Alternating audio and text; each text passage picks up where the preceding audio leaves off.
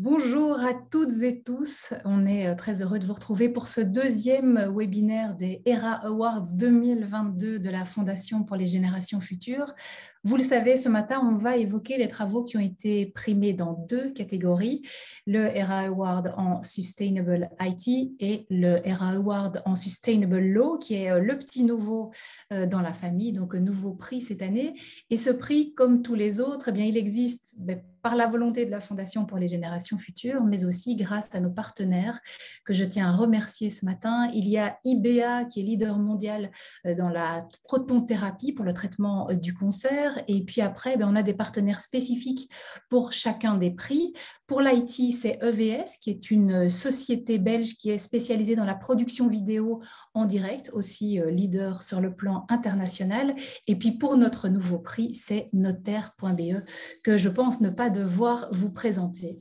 Alors les jeunes diplômés qu'on va entendre ce matin, se sont tous distingués par leur approche systémique du développement soutenable et en ça, ils rejoignent la vision de la Fondation pour les générations futures qui est persuadée qu'en adoptant systématiquement une démarche de pensée et d'action à 360 degrés, donc en tenant compte de critères sociaux, environnementaux, économiques, mais aussi participatifs, on pourra transmettre aux jeunes générations un monde qui soit habitable. Avant de nous intéresser aux travaux qui ont été primés, j'ai quelques petites infos pratiques à vous communiquer. On va regarder dans le bas de l'écran les différents onglets qui sont là. Vous avez un onglet participants. Si vous cliquez dessus, vous verrez qui est en ligne et peut-être reconnaîtrez-vous quelqu'un que vous connaissez bien. Il y a l'onglet discuter ou converser. C'est cet onglet-là qu'on va utiliser quand vous poserez toutes vos questions au primé. Vous pouvez aussi choisir de communiquer avec une personne ou l'autre en particulier, mais alors sélectionnez bien évidemment la personne à laquelle vous parlez. Si vous avez un petit souci technique, il y a toujours une assistante technique de la Fondation pour les générations futures qui est à votre disposition. Vous la reconnaîtrez à son nom, FGF, assistante technique, et c'est Colline Malo qui est là pour vous ce matin. Et puis, si vous allez en haut à droite de votre écran, là, vous pourrez choisir quel type d'affichage vous souhaitez utiliser et on vous conseille l'affichage intervenant, sinon vous allez avoir toutes des petites vignettes noires avec les différents noms. Ce ne sera pas très chouette parce qu'on demande évidemment à toutes les personnes qui ne doivent pas intervenir à un moment ou l'autre de laisser en permanence leur caméra et leur micro fermés. Et les intervenants qui prennent la parole, on leur demande de juste allumer micro et caméra au moment de leur intervention. Donc, on est ensemble pour à peu près 1 heure ce matin. On va découvrir 3 travaux qui ont été primés dans le cadre de ces ERA Awards. Après que chaque primé ait présenté son travail pendant 3 minutes, on donnera la parole à la promotrice ou les promotrices ou le promoteur du travail en question pour une petite réflexion. Et ensuite, on demandera à la présidente ou au président du jury de s'exprimer aussi sur la position du jury par rapport à ce travail. Une présidente de jury, aujourd'hui c'est Ilse Bannmeyer pour le Sustainable Law et Olivier de Wassège pour le Sustainable IT. Ensuite, il y a un petit moment de questions-réponses qui est prévu, 10 minutes. Donc, n'hésitez pas, si pendant la présentation, il y a déjà des questions qui vous viennent, indiquez-les dans la fameuse discussion et je me ferai un plaisir de les relayer un tout petit peu plus tard. Et ce matin, c'est Louis Gollard qui a l'honneur d'ouvrir ce webinaire. Bonjour Louis. Bonjour. Tu as été nominé pour l'ERA Award en Sustainable IT pour ton mémoire sur la consommation énergétique des réseaux mobiles, donc 4 et 5G. Tu donnes aussi des outils pour guider nos choix futurs. Tu as terminé ton master en ingénieur civil électricien à l'EPL, l'école polytechnique de Louvain, de l'UC Louvain, donc en juin 2021. Et tu es actuellement doctorant à l'IC-Team, donc qui est l'Institut des technologies de l'information et de la communication, de l'électronique et des mathématiques appliquées de l'UC Louvain. Tu as eu 2 promoteurs pour ce mémoire, David Boll et Jérôme Louveau. C'est David Boll qui est avec nous ce matin. Il est professeur en circuits et systèmes électroniques à l'IC-Team de l'UC Louvain. On le retrouvera juste après ta présentation. Est-ce que tu es prêt, oui? Est-ce qu'il y a un bruit? Je n'ai pas entendu la question. Pardon, je demandais si tu étais prêt. Tout à fait, tout à fait. Alors Tout est voilà, bon au niveau du partage? c'est bon au niveau du partage. Donc, on t'écoute et je reviens dans 3 minutes alors. Très bien, merci beaucoup. Donc moi, durant mon mémoire, j'ai eu l'occasion de me focaliser sur les réseaux mobiles. Donc les réseaux mobiles, c'est ce qui nous permet dans notre vie du quotidien d'avoir accès à Internet ou de pouvoir téléphoner sans devoir être connecté à un câble. Donc typiquement avec notre smartphone dans la rue ou dans un train.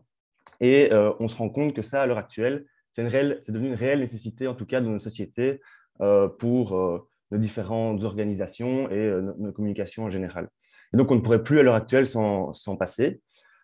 Or, donc, avec ces réseaux, donc, notamment en 4G et en 3G par le passé et prochainement en 5G, en 4G, il y a un risque de saturation dans certains endroits et cela peut donc poser des soucis au niveau de la fiabilité de ces réseaux. D'un autre côté, on est face à une urgence climatique qui nécessite que dès à présent, nous réduisions notre empreinte et notre empreinte environnementale et nos émissions de gaz à effet de serre, et cela notamment également pour les opérateurs mobiles.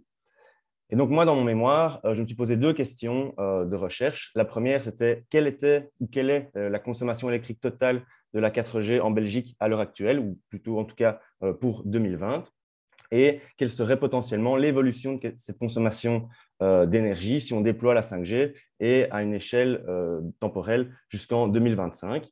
Je me suis vraiment focalisé sur la partie plus antennes qui sont déployées donc, dans la rue ou sur des pylônes ou sur des bâtiments en ville. Et c'est ce qu'on appelle donc le réseau d'accès radio, ou l'abréviation, c'est le RAN.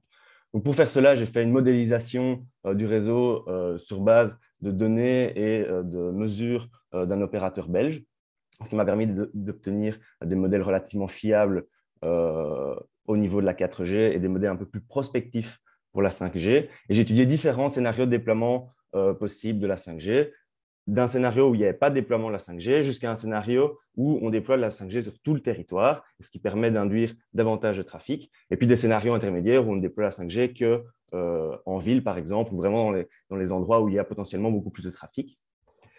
Et donc, dans les résultats de mon travail, j'ai constaté qu'en déployant la 5G, ça permet d'obtenir des réseaux qui sont effectivement beaucoup plus efficaces au niveau énergétique. C'est ce qu'on entend beaucoup dans les médias et en général lorsqu'on parle des réseaux et des nouveaux réseaux en 5G, ce qui est une réalité. Mais d'un autre côté, la 5G induit également davantage de trafic mobile et cela a pour effet d'augmenter la consommation électrique totale, tout simplement parce que la 5G induit davantage de trafic par rapport aux gains en termes d'efficacité énergétique qui sont obtenus. Et cela est d'autant plus vrai lorsque le déploiement est massif au niveau d'un pays. Et d'un autre côté, lorsqu'on prend en considération en plus la production des équipements qui doivent être donc fabriqués avant de les déployer, donc les nouveaux équipements en 5G, il y a un risque d'accroître encore plus l'empreinte carbone sur tout le cycle de vie. Et donc, les conclusions de mon travail ont été que dans ce type de secteur, il y a un risque d'effet rebond qui est assez élevé et que lorsqu'on réfléchit à déployer une nouvelle technologie, il n'est pas suffisant de pouvoir se concentrer uniquement sur une métrique d'efficacité énergétique, mais il faut aussi veiller à réduire la consommation d'énergie totale des réseaux et des technologies en général et de considérer également leur impact carbone sur tout le cycle de vie. Et en termes de perspectives futures par rapport à mon travail et aux réflexions sur le déploiement de nouvelles technologies, on peut se concentrer donc sur la petite équation que j'ai écrite ici en bas, qui montre que si on veut réduire la consommation énergétique ou l'empreinte carbone et donc atteindre nos objectifs au niveau climatique, on peut avoir recours aux évolutions technologiques et donc à une amélioration de l'efficacité de nos technologies. Mais d'un autre côté, il y a un deuxième levier important à prendre en compte qu'on ne peut pas décorréler, qui est le trafic, dans mon cas, et qui fait intervenir un aspect plus humain et qui met en question notre consommation, notre demande, et qui fait réfléchir sur les questions de sobriété liées à ce levier-là.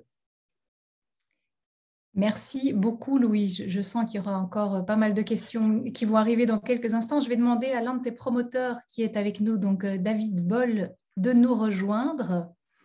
Bonjour. Bonjour. Ah, voilà, vous êtes là. Alors, copromoteur de ce mémoire, je l'ai dit, quel a été, selon vous, l'apport non seulement scientifique, mais aussi sociétal du mémoire de Louis? Alors, je pense que c'est un travail très intéressant parce qu'il met en lumière d'une manière scientifique un exemple d'effet rebond dans le domaine du numérique, où on améliore effectivement l'efficacité parce qu'il y a des ingénieurs, des technologues, des scientifiques qui travaillent à développer et optimiser les technologies. mais en contrepartie, le fait de rendre les technologies plus efficaces fait qu'on les utilise plus et que leur empreinte continue de croître. Et c'est un message intéressant parce que ça force à effectivement revoir finalement les valeurs que nous mettons dans le développement technologique, qui sont des valeurs souvent héritées du XXe siècle, qui était le siècle de la croissance économique, et de revoir un peu ces valeurs pour repenser le développement technologique dans un mode qui intègre les questions de sobriété, pas seulement dans les usages en évitant les forfaits illimités, par exemple, de communication mobile, mais également dans le déploiement et dans le développement des technologies, de penser les technologies non pas dans une optique de croissance subie et qu'on ne peut pas, contre laquelle on ne peut pas aller, par exemple, sur le trafic mobile, mais de repenser les technologies dans un monde limité, avec une finitude de tous les indicateurs. Et je pense que c'est vraiment un mode de pensée différent dans lequel les scientifiques, les ingénieurs et technologues doivent rentrer également dans leur métier au quotidien. C'est peut-être ça la difficulté, justement, c'est que tout le monde entre dans cette vision-là. Merci beaucoup à vous, David Boll. Je vais demander au président du jury en Sustainable IT de nous rejoindre, Olivier de Wassège. Bonjour. Bonjour, vous êtes administrateur délégué de l'Union wallonne des entreprises et vous avez passé toute votre carrière dans le secteur informatique. Donc, vous êtes le président de ce jury. Et qu'est-ce que le jury a particulièrement apprécié dans le mémoire de Louis ? Alors, ce qu'on a apprécié, c'est vraiment le positionnement technologique par rapport à tout le bruit, je dirais, qu'il y a autour de la 5G, les débats houleux que l'on a, où on oppose les risques sanitaires, les intérêts économiques, etc. Et donc, on est avec un mémoire qui est extrêmement factuel, qui montre je dirais, les impacts positifs et négatifs de la 5G, et comme Louis vient de l'expliquer, qui met bien en évidence l'effet rebond qui peut venir d'une utilisation, comme le professeur vient de le dire aussi, à un moment donné excessive ou une surconsommation du réseau, parce que la technologie est là. On sait, nous, en tant qu'entreprise aujourd'hui, on aura besoin de la 5G et on doit donc être conscient au niveau de l'utilisation de la 5G, de cet effet rebond qui est mis en évidence dans les différents scénarios qui sont proposés par Louis. Donc, franchement, c'est important de le savoir et de savoir que, comme le professeur Boll l'a rappelé aussi, il y a une technologie, mais la technologie peut induire un certain nombre d'effets qui peuvent être pervers au niveau environnemental. Et donc, c'est sur cela que l'on doit travailler et réfléchir à la façon dont on peut, je dirais donc, limiter sa consommation par rapport à une technologie qui est meilleure que la précédente. Et donc, on doit bien faire l'équilibre entre les deux. Alors, l'intérêt aussi de ce mémoire, c'est probablement de permettre de soumettre les recommandations. Je pense qu'il y a vraiment une valeur ajoutée à soumettre les recommandations qu'on peut extraire du mémoire de Louis, à la fois aux acteurs publics, dans leur prise de décision, donc pas sur le dossier nécessairement 5G, mais après dans les mesures de mise en œuvre, etc., dans la sensibilisation des différents acteurs, des consommateurs, des industriels, etc. Et donc, pour cette raison-là, les recommandations pourraient être certainement aussi transmises aux opérateurs réseau. Donc, ça nous paraît vraiment quelque chose de tout à fait utile pour les acteurs publics et les acteurs privés. Merci beaucoup. Félicitations en tout cas, Louis, pour ce mémoire qui a vraiment séduit le jury. Merci beaucoup. Merci à vous. Et on vous retrouvera évidemment dans quelques minutes après la présentation de Pauline. Alors Louis, justement, c'est la question qu'on a envie de te poser. Qu'est-ce qui va devenir ce mémoire? Est-ce que tu continues à travailler dans la même direction maintenant que tu es doctorant? Est-ce que tu as pu justement transmettre les recommandations qui apparaissent dans ton travail? Alors, donc, mon travail ici, il se concentrait vraiment sur la modélisation et sur un peu un état des lieux de la situation actuelle et comment ça pourrait évoluer selon une démarche, on va dire, classique de déploiement de ces technologies. Maintenant, comme vous le disiez, donc je fais un doctorat, donc je fais de la recherche et je continue à travailler sur ce sujet-là. Et ma recherche vise, elle, à compléter et affiner tout d'abord le modèle pour vraiment vérifier sur base davantage de données, etc., que ce qui a été établi est cohérent et est complet et correct. Et ensuite, ma recherche visera vraiment à trouver des solutions et des stratégies de déploiement, sans doute nouvelles par rapport à ce qui a toujours été fait avec la 2G, puis la 3G, puis la 4G, pour permettre justement d'atteindre les objectifs que se sont fixés notamment les opérateurs ou les grands groupes internationaux de gestion des télécoms, je pense ici à l'ITU pour ceux qui connaissent, qui fixe des objectifs de réduction d'empreinte carbone, typiquement d'un facteur 2 entre 2020 et 2030, un peu comme dans tous les autres secteurs en fait. Et pour atteindre ces objectifs-là, il faut des stratégies réfléchies et planifiées. Et donc, c'est là-dessus que je travaille. Et alors, effectivement, j'ai l'occasion d'avoir des contacts avec certaines personnes de l'industrie ou en tout cas opérateurs qui semblent intéressés par mes travaux et avec qui on a l'occasion de pouvoir co-créer certains aspects. Alors, il y a une question de Marianne qui nous dit « Merci Louis pour ce travail très intéressant. Travailler sur la sobriété demande d'influencer les consommateurs par la sensibilisation ou par le prix demandé pour le trafic. Vois-tu aussi des interventions technologiques à mettre en œuvre ?»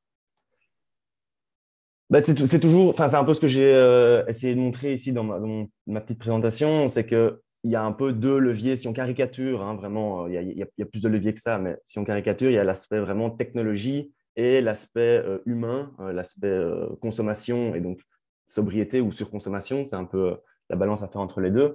Et c'est difficile de décorréler les deux et de se dire, moi, je m'occupe uniquement de la technologie, moi, je m'occupe uniquement de la partie humaine et l'une induit l'autre et vice-versa.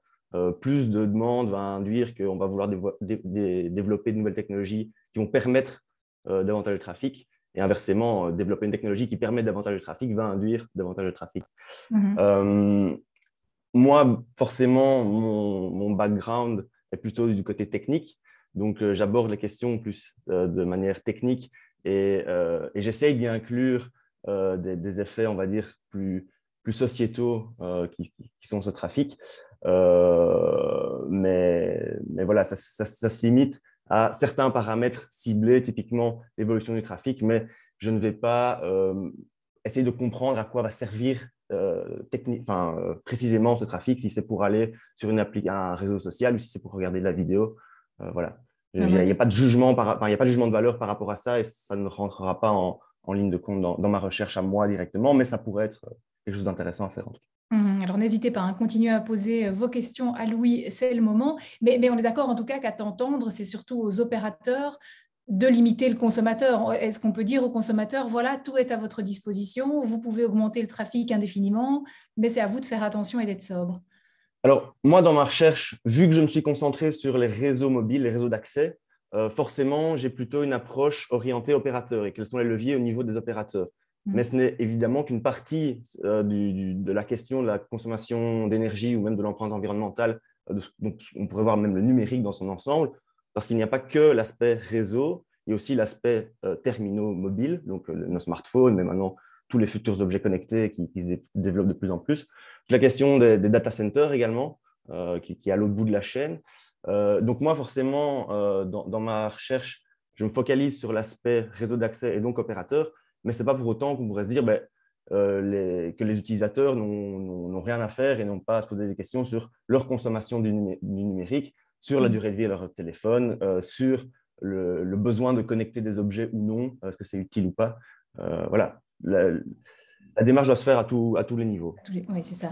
Alors, André et Martine nous disent « Merci Louis. Alors, je comprends que ton travail considère le périmètre belge. Je pense que l'effet rebond est encore beaucoup plus important si on prend en compte les data centers, d'où proviennent les données transmises sur le réseau belge, vidéos en ligne par exemple. Penses-tu prendre cet aspect en considération ?»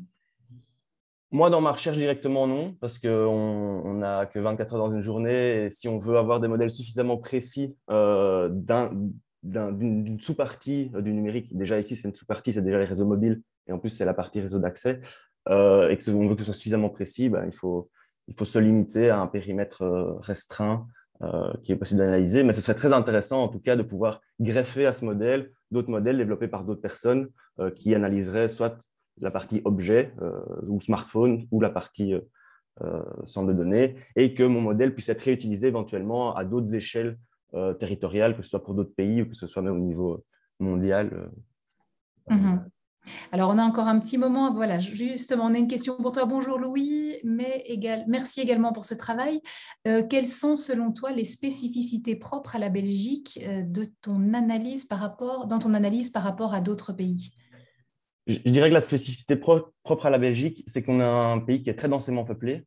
Et de ce fait-là, c'est intéressant pour les opérateurs, économiquement en fait, d'avoir un déploiement qui est sur tout le territoire. Et donc, en réalité, en Belgique, on a une très bonne couverture des réseaux 4G, même si on a tous expérimenté en allant dans les Ardennes ou dans certaines forêts de ne plus avoir de réseau. Mais c'est vraiment très limité à certains endroits qui ne sont pas des endroits résidentiels. Et donc, par rapport à d'autres pays européens, on a vraiment une très, très bonne couverture. Parce qu'on a une très grande densité de population et donc il y a un intérêt à avoir cette couverture-là, ce qui n'est pas forcément le cas dans d'autres pays. Je pense typiquement à la France, où là, il y a encore beaucoup de ce qu'on appelle les zones blanches. Et voilà, ça sera un aspect, si on devait adapter le modèle pour un autre pays, à clairement prendre en compte. Maintenant, moi, j'ai dans mon mémoire et dans ma modélisation, justement pris en compte ces aspects-là de sous-diviser le territoire en différentes catégories en fonction de la densité de population et donc avec des facteurs qui peuvent être adaptés justement en fonction de la spécificité du pays étudié. Alors, Benoît nous dit, super approche, Louis, bravo. L'articulation entre maîtrise des technologies et sobriété des usagers, enjeu des années à venir. Comme dit, un travail à transmettre de toute urgence pour préparer les esprits des décideurs, opérateurs et pouvoirs publics au résultat de travail de thèse pour la question de la sobriété.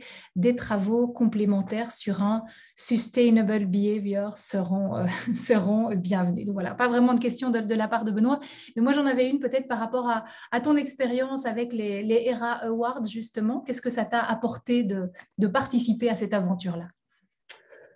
Alors, moi, personnellement, ça m'a permis déjà de rencontrer d'autres personnes lors des journées qui ont permis de nous rencontrer dans les différentes personnes qui étions primées. Et donc, vu que c'est un prix ou des prix qui sont attribués vraiment dans une large gamme de secteurs différents, ou en tout cas de formations différentes, ça permet vraiment de voir comment l'approche sustainable, ou plutôt vision à 360 degrés, peut être appliquée dans d'autres cursus, d'autres formations, d'autres approches qui sont vraiment très différentes de ce qu'on fait dans les, entre guillemets, sciences exactes, en tout cas en ingénieur. Et donc ça m'a déjà beaucoup appris. Et puis, les rencontres et le fait de pouvoir, comme ça, participer à des présentations publiques et discuter, c'est aussi un plus, je pense.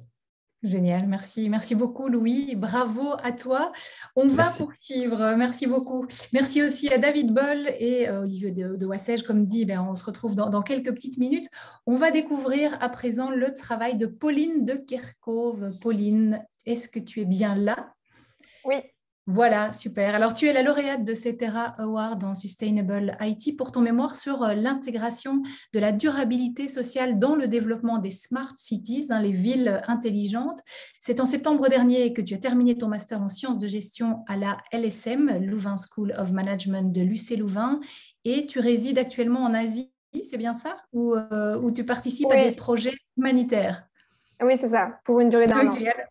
Ok. Alors, tu as eu comme promoteur Carlos De Smet, qui est maître de conférence à la LSM de l'UC Louvain. Il est donc maître de conférence en gestion de la responsabilité sociale des entreprises et de l'éthique des affaires. Il nous adressera un petit message dans quelques minutes. En attendant, est-ce que tout est bon pour toi? Oui, tout est bon. Alors, on t'écoute. Ok, à tout de suite. Mais merci pour cette introduction et bonjour à toutes et à tous. Donc, d'ici 2050, il est estimé qu'environ 70% de la population mondiale vivra en zone urbaine. Donc, la pauvreté, le changement climatique et également les inégalités sont seulement quelques-uns des défis sociaux et environnementaux auxquels nos villes seront confrontées dans le futur. Et donc, en réponse à cela, il est nécessaire à l'heure d'aujourd'hui, repenser la manière dont nous utilisons nos ressources et notre espace dans les villes afin de garantir une stabilité sociale, environnementale et économique pour tous. Et donc, dans cet objectif-là, il y a de plus en plus de modèles qui émergent pour répondre à ces enjeux urbains. Et parmi eux, le modèle de la ville intelligente, qui est donc celui que j'ai décidé d'étudier, et qui est un modèle qui utilise les technologies de l'information et de la communication comme support et comme facilitateur afin de répondre aux objectifs de développement durable. C'est également un modèle qui a comme finalité première l'amélioration de la qualité de vie des citoyens. Mais le problème, c'est que dans le passé, il y a eu et il y a encore parfois aujourd'hui un intérêt très prononcé, voire trop prononcé pour les questions technologiques et également les questions environnementales, au détriment de certaines variables qui sont tout aussi importantes, comme par exemple la variable sociale. Et donc, c'est assez paradoxal avec l'objectif premier de la ville intelligente. Et donc, au travers de ma recherche, j'ai voulu voir dans quelle mesure, finalement, ce modèle de la ville intelligente bénéficiait réellement aux citoyens.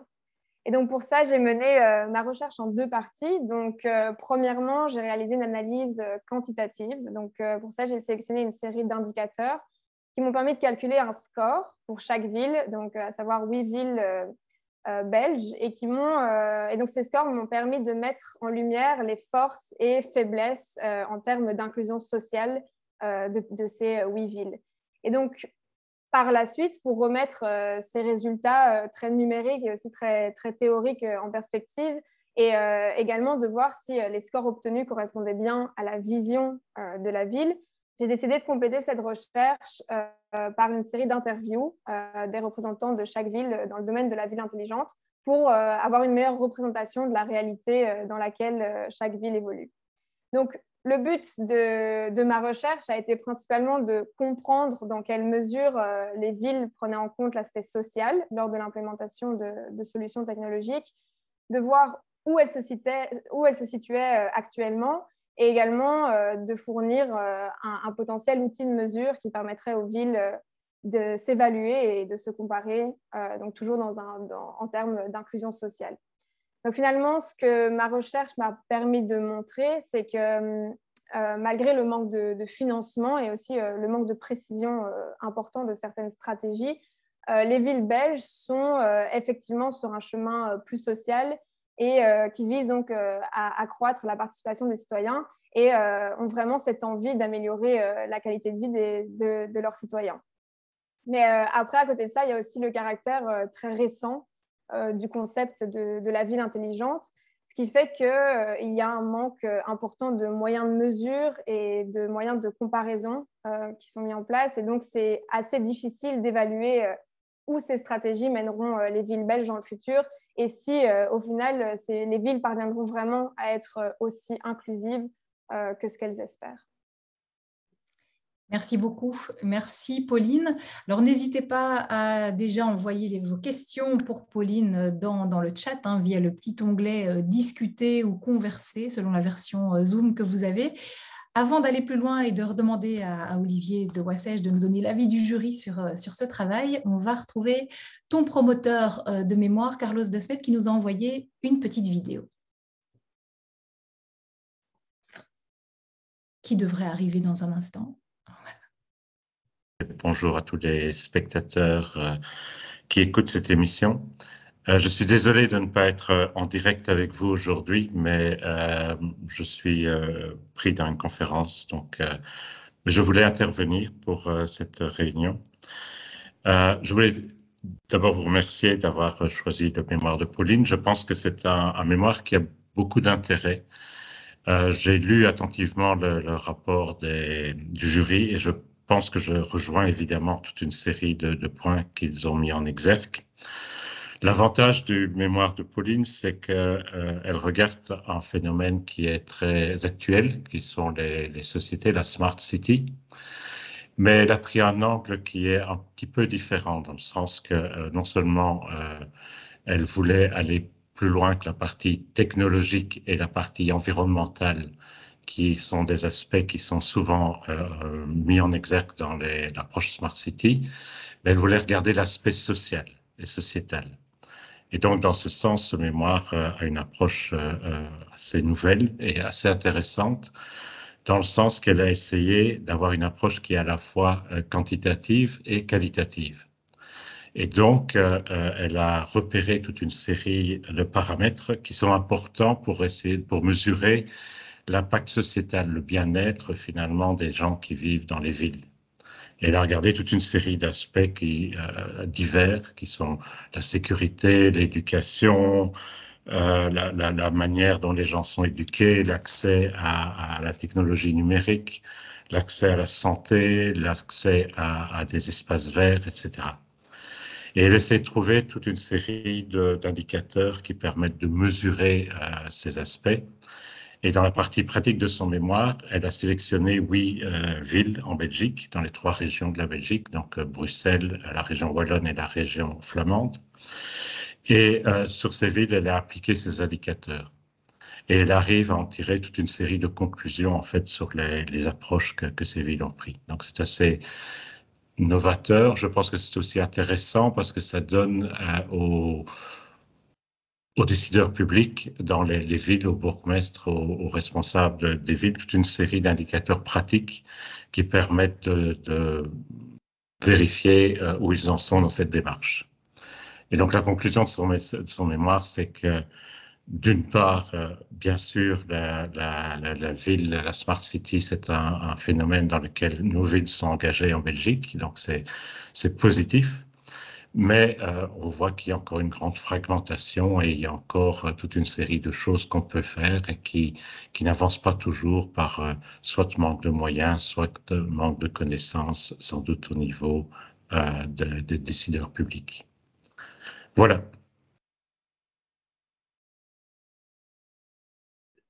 Voilà, ça s'est coupé de façon un petit peu nette, mais voilà, c'était chouette qu'on ait pu avoir son message aujourd'hui. Je vais donner la parole à présent à Olivier de Wassège, président donc de ce jury pour les ERA Awards en Sustainable IT.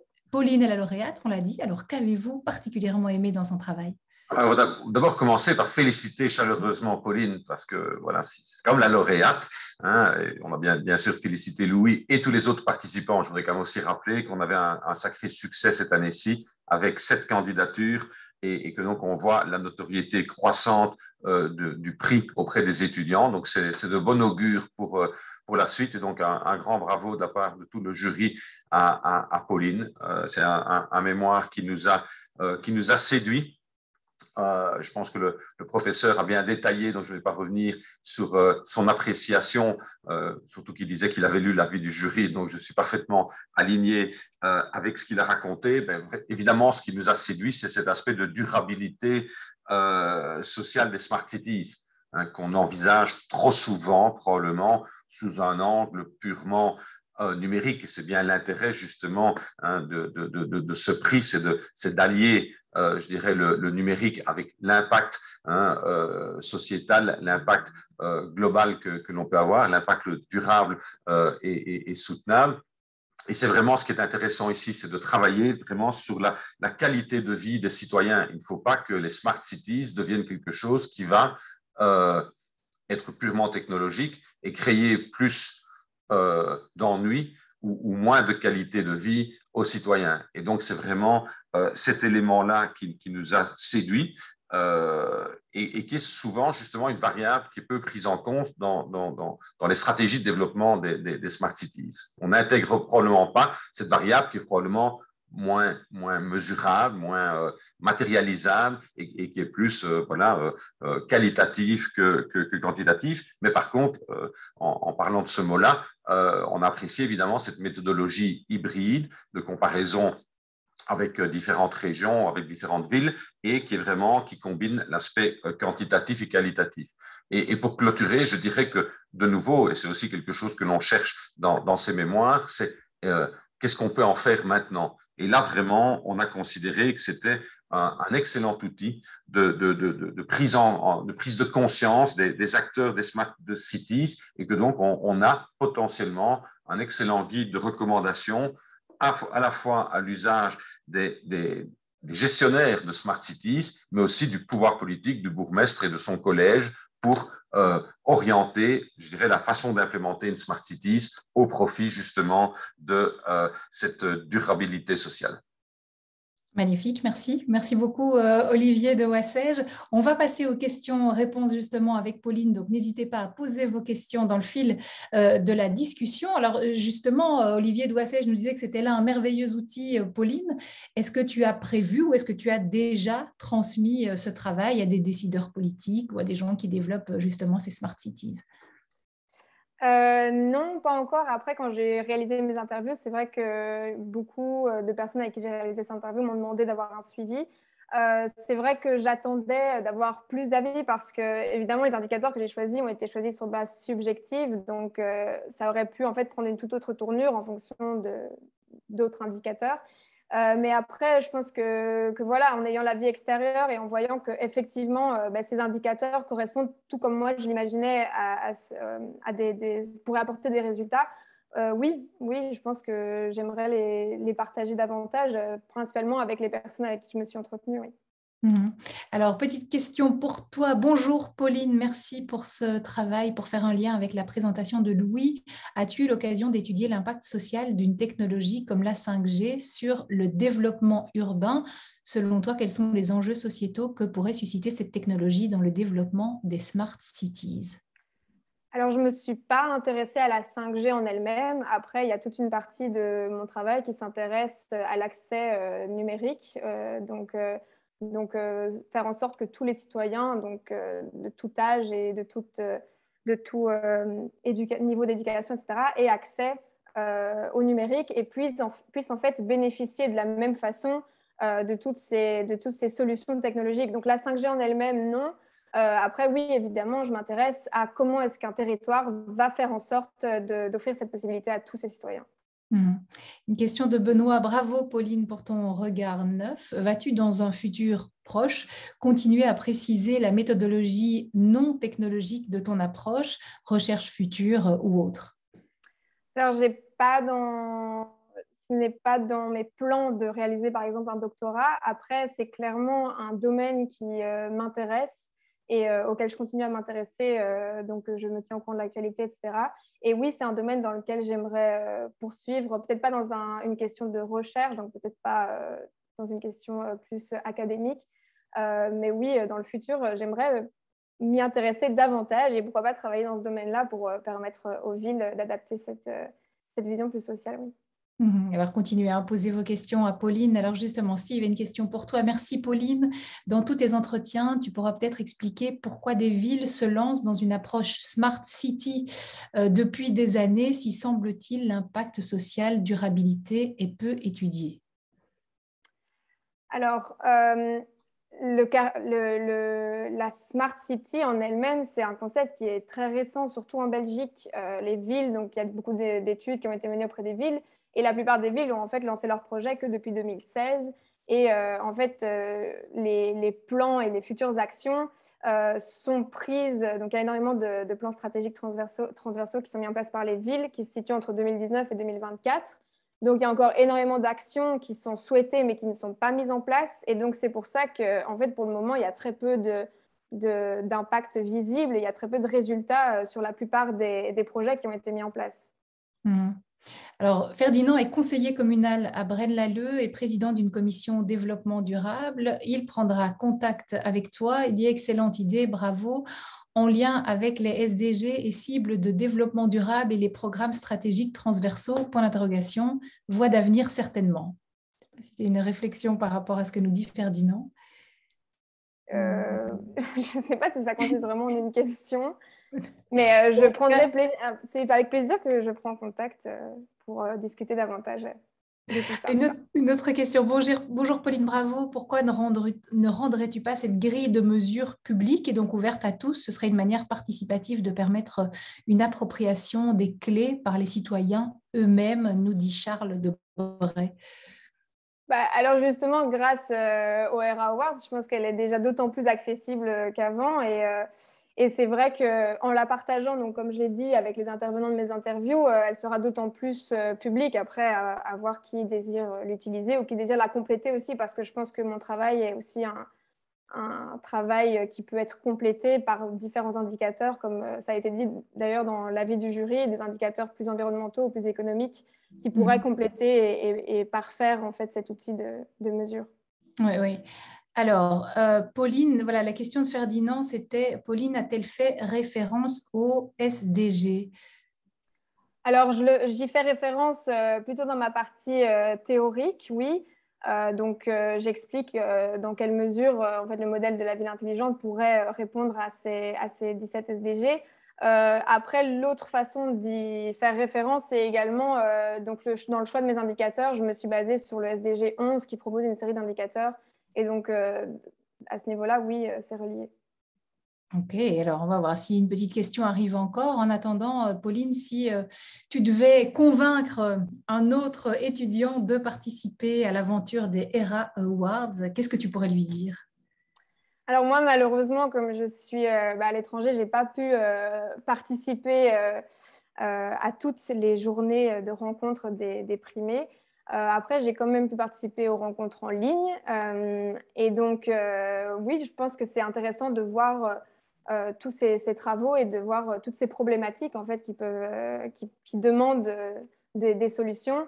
Mais moi, ce qui m'a surtout motivée, je pense que c'est l'inspiration. Donc, c'est aussi le fait de moi me renseigner sur les travaux d'années précédentes. Et c'est ça qui m'a inspirée à toujours aller plus loin dans mon travail. Et en fait, aussi dans l'espoir d'inspirer de futurs étudiants. Oui, effectivement. Alors, la question de Steve, il nous dit que c'était peut-être pas très clair. Alors, Steve, exceptionnellement, activez peut-être votre micro 2 petites secondes, là, le temps de poser votre question pour que ce soit clair pour Pauline. Bonjour. Oui, je me permets. Merci beaucoup. Franchement, Pauline, ton travail est fantastique. Je t'en félicite. Ma question, elle était sincère, c'est-à-dire que donc tu as répondu partiellement. Tu dis que depuis 2019, il y a des plans qui se sont mis en place, donc que c'est assez récent. Moi, ma question, elle était, ces plans, des gens décident de les mettre en place, même si c'est depuis 1 an, 2 ans ou 3 ans. Mais qu'est-ce qui les drive ? Puisque la composante sociale semble assez peu étudiée. Apparemment, ce que tu fais est quelque chose d'assez innovant. Ça veut dire qu'il y a quelque part des décideurs politiques qui s'engagent dans des projets Smart Cities, même si c'est depuis 1 an ou 2, sans vraiment connaître les impacts sociétaux. Et donc, toi, tu as vu des gens, tu as interrogé des gens. Je me demandais ceux qui les mettaient en mouvement, si ce n'est pas la composante sociétale. Donc, en fait, là est toute la conclusion de mon mémoire, c'est que effectivement, les actions qui ont été entreprises dans le passé étaient très liées à l'environnement et à la technologie, comme je l'ai dit. Mais en fait, c'est beaucoup d'applications et de technologies qui, en fait, sont très éphémères parce qu'elles ne sont pas bien utilisées par tous les acteurs de la ville. Et donc, les villes se rendent compte à l'heure d'aujourd'hui que pour avoir des stratégies qui aient un réel impact, il faut savoir impliquer tous les acteurs du territoire. Et donc, c'est principalement les citoyens qui sont des acteurs clés du territoire. Et donc, c'est pour ça que de plus en plus, les villes se focalisent sur, par exemple, les formations des citoyens pour les inclure davantage dans la prise de décision. Et en fait, pour essayer de vraiment savoir quel projet mettre en place, parce que c'est également un budget énorme pour mettre certains projets en place. Et si ces projets n'ont pas d'impact, en fait, c'est un budget qui est perdu. Et donc, savoir vraiment identifier les besoins de la population, ça passe par un échange avec cette population. Et donc, c'est pour ça que les villes, maintenant, sont de plus en plus conscientes de cet enjeu social. Voilà. J'espère que ça répond à la question. Oui, beaucoup plus. Merci beaucoup. Voilà, le participatif, effectivement, qui est fondamental. Merci beaucoup, Pauline, et merci aux intervenants de ces ERA Awards en Sustainable IT. On va, et bonne suite en Asie, hein, Pauline. Merci beaucoup. Bien. Merci. On va passer au petit nouveau de cette année, c'est l'ERA Award en Sustainable Law. Et le premier lauréat de ce nouveau prix, c'est Pierre Walkiers. Bonjour, Pierre. Bonjour à toutes et tous. Alors, tu es lauréat pour ton mémoire intitulé « Des droits de la nature aux droits des relations entre humains et non-humains, regards croisés et perspectives pour sortir d'une approche anthropocentrée du droit de l'environnement ». Alors, tu as terminé conjointement un master en droit à la faculté de droit et de criminologie de l'ULB et un master en philosophie à l'UC Louvain, les deux en juin 2021, et tu réalises actuellement un master complémentaire en études européennes interdisciplinaires au Collège d'Europe à Natoline, en Pologne. Alors, je précise encore que tu étais nominé pour ton deuxième mémoire en philosophie, et là, c'est dans la catégorie Sustainable Democracy, et on aura d'ailleurs le plaisir de te retrouver dans une semaine pour nous présenter ce travail-là. Ce sera le vendredi 29 avril à partir de 10h30. Tu as eu 2 copromotrices, et j'ai cru comprendre qu'elles étaient toutes les 2 là ce matin. Chiara Armeni, professeure de droit de l'environnement à la faculté de droit et criminologie de l'ULB, Christine Frison, qui est chargée de recherche FNRS à l'Institut pour la recherche interdisciplinaire en sciences juridiques de l'UC Louvain. Elle a également été nominée pour sa thèse de doctorat au ERA Doctoral Thesis Award. C'était en 2019. Voilà, qui est un petit peu long. On a envie de t'entendre, Pierre. Est-ce que tu es prêt ? Oui, je vais juste partager un support visuel. C'est parfait. Et vous pouvez juste me confirmer si vous le voyez bien. Très bien. Oui. Dans mon mémoire, en fait, j'ai fait une proposition qui est plutôt que de protéger la nature en soi, donc dans un cadre d'une protection d'un parc naturel ou dans d'autres revendications comme l'accès à la terre, eh bien, d'abord la définir, et puis dans cet exercice de définition qui a été plutôt compliqué, peut-être on devrait passer à définir quelles sont nos relations avec la nature, sans pour autant savoir quelle est sa forme, et plutôt protéger les relations que l'on entretient avec elle. D'où ma proposition d'un droit des relations en lieu et place des droits de la nature. Trois parties ont amené à ce raisonnement. Tout d'abord, une problématique qui est plutôt sociale, sociétale, anthropologique. Ensuite, j'ai proposé une réflexion juridique, théorique, que j'ai confrontée avec un cas pratique. La problématique est plutôt anthropologique, c'est que dans le droit de l'environnement, on cherche à protéger la nature comme quelque chose de pur de toute humanité, quelque chose qui doit être protégé en soi et sans humain, sauf que cette idée de nature, séparée de la culture, est en fait tout à fait située et qui n'est pas universelle. C'est un prisme occidental qui doit s'assumer et que d'autres conceptions de la nature qui sont alors à ce moment-là, beaucoup plus interreliés avec la culture, existent et sont notamment représentés. Le cas des communautés locales et des peuples autochtones montre bien les interactions où la nature fait beaucoup plus partie de la culture et que, c'est pour reprendre un peu les propos de l'anthropologue Philippe Descola, la nature séparée d'humanité en tant que telle n'existe pas. Le problème, c'est que le droit de l'environnement cherche à protéger cette nature. Et s'il impose donc des protections de la nature avec une vision occidentale de celle-ci, eh bien, il prolonge une logique néocoloniale. La problématique étant la suivante, j'essaie de proposer une alternative. Donc, on sort de la notion de nature qui est peut-être compliquée ontologiquement, qui est aussi compliquée socialement, parce qu'elle impose en fait une définition sociétale de nature, une définition ontologique qui n'est pas respectée par tout le monde. Et du coup, au lieu de parler de la nature, je propose de parler des relations avec la nature ou les relations entre humains et non humains. Ça permet d'avoir une sorte de cadre où on peut avoir un discours, où on peut avoir un socle de protection sans pour autant avoir toutes ces problématiques ontologiques. C'est aussi un pari que j'ai voulu présenter en disant on va protéger les droits des relations comme s'il existait en tant que tel. C'est un prisme juridique donc, qui permet de donner une narrative et de légitimer les discours. Le droit des relations que j'ai voulu proposer permet du coup de protéger les relations que l'on a avec la nature, mais dans toutes ses formes. Donc, ça permet d'intégrer toutes les relations subjectives, sociales, spirituelles, politiques que l'on peut avoir avec ce qu'on peut appeler comme nature, mais ce qui peut être aussi ressenti comme culture ou membre du collectif social. Je l'ai dit, ce n'est pas un droit qui existe en tant que tel. C'est quelque chose, une sorte de rhétorique juridique que je propose qui permet d'être réarticulé dans de nouvelles revendications locales, précises et situées, parce qu'un collectif peut revendiquer ce droit des relations. Je revendique cette relation vis-à-vis de ce parc parce que c'est comme ça qu'il intervient dans mon champ social et il faut le protéger. Là où j'apporte une proposition plutôt juridique, c'est qu'il s'inspire du droit des communs, qui dispose d'une large littérature juridique sur la manière de protéger en tant que tel l'environnement. Et cette protection des droits des relations permet en fait l'ouverture de discours qui vont à l'encontre ou qui proposent une alternative à une vision unilatérale et objectiviste du droit de l'environnement. La troisième partie de mon mémoire était un cas d'étude pour confronter ces hypothèses. Et j'avais étudié le cas du Wanganui River Claim Settlement Act, qui était une loi en Nouvelle-Zélande qui protège donc, non pas le fleuve en tant que tel, mais tout un ensemble métaphysique qui relie la communauté maori avec le fleuve, qui le protège à partir de la création d'une nouvelle entité qui représente en fait les liens entre le fleuve et la communauté maori. Plusieurs autres éléments ont été mis en lumière dans cette loi, notamment toutes des capacités budgétaires pour pouvoir protéger effectivement cet ensemble métaphysique, mais c'est surtout la protection des liens indivisibles, des relations entre le fleuve Wanganui et la communauté maori que j'ai voulu mettre en avant. Merci beaucoup. Merci Pierre. On va écouter tes promotrices qui, je pense, sont toutes les deux avec nous ce matin. Alors, je ne sais pas laquelle d'entre vous veut prendre la parole en premier, Chiara Armeni ou Christine Frison. Est-ce que vous êtes bien là? Oui, on est là. Ah, voilà, super. Voilà, je vous vois. C'est à vous.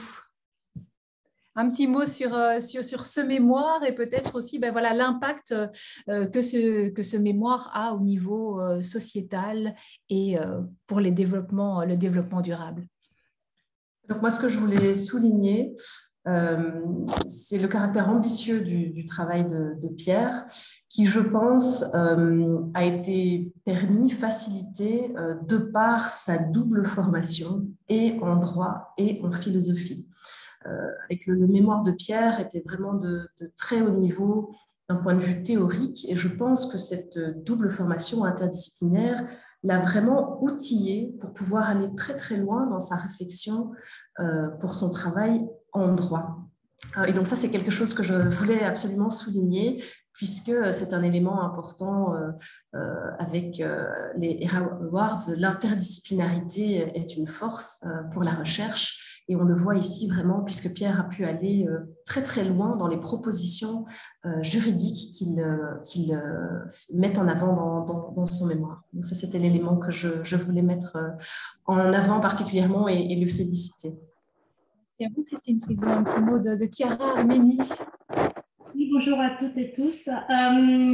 Merci pour avoir choisi le travail de Pierre. Ce que je considère un élément tout à fait novateur de son travail, c'est d'avancer dans la réflexion des limites d'une considération positiviste, fermée, structurelle et en disant formaliste du droit, qui est souvent une approche très, très connue en études juridiques, pour avancer dans un contexte de mise en critique de ce type d'approche, de voir un caractère dynamique du droit, en fait.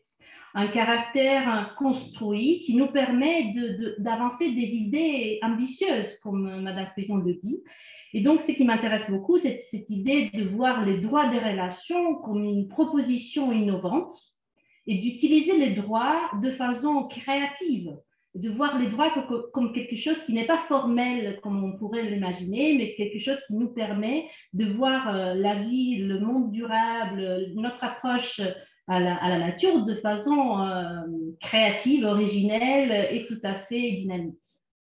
Merci à vous, Chiara Armeni. Merci à toutes les deux. Donc, n'hésitez pas à poser vos questions à Pierre. On aura 10 minutes environ pour lui poser toutes vos questions. Un petit mot, évidemment, de la présidente du jury en Sustainable Law, c'est Ilse Bannmeyer. Alors, Ilse, vous avez été notaire pendant quelques années. Vous êtes à présent la médiatrice fédérale francophone du notariat. Vous êtes également fondatrice de l'ASBL iRise, qui œuvre au respect des personnes en voie de dépendance. Alors, Ilse, je ne vous vois pas pour l'instant. J'imagine que vous êtes avec nous. Oui. Ah, voilà. Qu'est-ce que le jury, vous êtes là, qu'est-ce que le jury a souhaité souligner par rapport au travail de Pierre? Alors, je pense qu'un des premiers points que le jury voulait souligner, c'est le style d'écriture. En fait, félicitations pour être parvenu à transmettre autant de théories, de concepts nouveaux au travers d'un travail qui n'est pas archi long, qui est facile à lire, qui est agréable, qui fait avoir des petites étincelles dans les yeux en se disant « Waouh, qu'est-ce que c'est beau comme projet et si c'était vrai un jour, qu'est-ce que ça apporterait de bon sur la Terre ?» Ce qui a été évoqué au terme de notre entrevue entre membres du jury, c'était le fait que ça apportait de la paix, en fait. La proposition de M. Walkiers est une proposition qui est très pacificatrice pour le futur. Alors, c'est quelque chose qui se développera peut-être chez nous dans une centaine d'années, parce que c'est vraiment remodeler la façon de concevoir le rapport de l'homme à ce qui l'entoure. Mais voilà, magique. Je crois qu'il y avait une unanimité sur le fait que c'était le mémoire qui nous avait le plus touchés quelque part et qui avait ouvert une fenêtre sur un champ des possibles que pas mal d'entre nous ne connaissaient pas à ce point-là. Et ça, grâce au cas qui a été exposé à la fin du mémoire, hein, pour vraiment expliquer le lien et comment on pouvait travailler sur ce droit aux relations et aux relations aux choses. Et voilà. Ça va ? Merci beaucoup à vous, Ilse Bannmeyer. Donc, n'hésitez pas à poser vos questions à Pierre. Alors, Pierre, on l'entend, un mémoire inspirant qui a séduit les lecteurs, les lectrices. D'où est venue l'idée, justement, d'étudier ce droit des relations entre humains et non-humains? C'est vraiment le constat anthropologique où la protection de la nature et les droits de la nature ont été présentés dans de nombreuses littératures qui voulaient défendre l'environnement et qui étaient très de bonne volonté là-dessus, et d'autre part, dans des réflexions beaucoup plus sociologiques et philosophiques ou anthropologiques, on constate que c'est pas suffisant ou que ça en fait va à l'encontre de certains discours narratifs. Là, c'est vraiment la question des peuples autochtones où ils se sont pas intégrés dans cette réflexion-là, et que leur imposer un droit de la nature, ben, c'est très bien, mais ça ne les intègre pas en tant que tels. Et du coup, en explorant la littérature, et c'est encore un travail où j'aimerais bien pouvoir l'augmenter par un peu plus de terrain, parce que là, je n'ai que de la littérature à portée de main, mais en explorant la littérature, ben, l'intégration de ces considérations, le respect en tant que tel de ces considérations, a été au premier plan. Et coupler cela avec la phénoménologie ou l'étude plutôt de la philosophie des perceptions, je me suis demandé quels sont les concepts les plus faciles à comprendre, les plus faciles à intégrer dans un système juridique pour intégrer des conceptions presque romantiques que l'on peut avoir avec la nature, presque subjectives, où tout serait en fait vu comme légitime, et que ce n'est pas en protégeant la nature seulement d'un point de vue occidental, d'un point de vue techniciste, qui serait accepté. Ce serait vraiment toutes ces dimensions personnelles qui seraient remises en avant et qui seraient considérées comme légitimes, qui ne seraient pas juste vues comme un état d'esprit alternatif et poétique. Non, ce serait aussi un discours qui est tout aussi légitime que le discours technique. Alors, tu parles de faire davantage de terrain. Qu'est-ce que tu entends par là exactement? Alors là, ça sera anticipé dans un projet de doctorat que je ferai notamment avec Christine Frison dans les années à venir. Et j'aimerais bien confronter ces hypothèses de droit des relations, d'approche relationnelle du droit, notamment dans d'autres études, parce qu'en fait, ça permet, ce droit des relations est abordé théoriquement, mais il peut s'insérer dans la pratique, et ce serait voir comment l'articuler dans des revendications tout à fait spécifiques, et presque même être acteur de ce type de revendications ou être co-auteur, et notamment dans mon projet de doctorat sur certaines thématiques assez spécifiques. On sent qu'il y a encore du pain sur la planche. Alors, on a des questions qui nous arrivent. Marianne qui nous dit d'abord « Merci Pierre pour ce travail extrêmement inspirant.